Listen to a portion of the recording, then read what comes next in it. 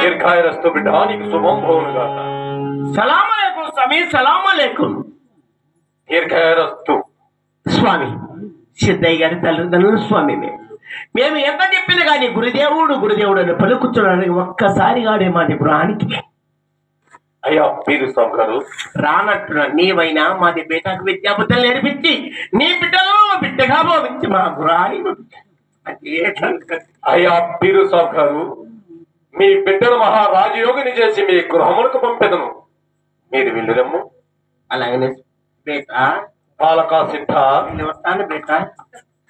చెట్టమ్మ చాచి ఇంటికి రన్న కొడుక పిచ్చి మిరపకాయలు ఇచ్చి నిన్న పరిమాణం పాలకా సిద్ధ.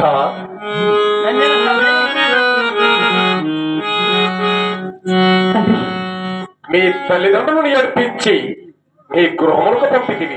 మరి ఏమి సాధించాలనుకున్నావు నాయన? తండ్రి ఆదినారాయణ, భక్తపారాయణ, నన్ను పలుమార్లు పొమ్మడతరేల స్వామి. నా పంచ ప్రాణములైనా పండించదు కానీ మీ పాదములు విడిచి ఒక్క అడుగైనా ముందుకు పెట్టాలను తండ్రి. బాలకా సిద్ధ బిడ్డ, నా మాట వినుము బిడ్డ.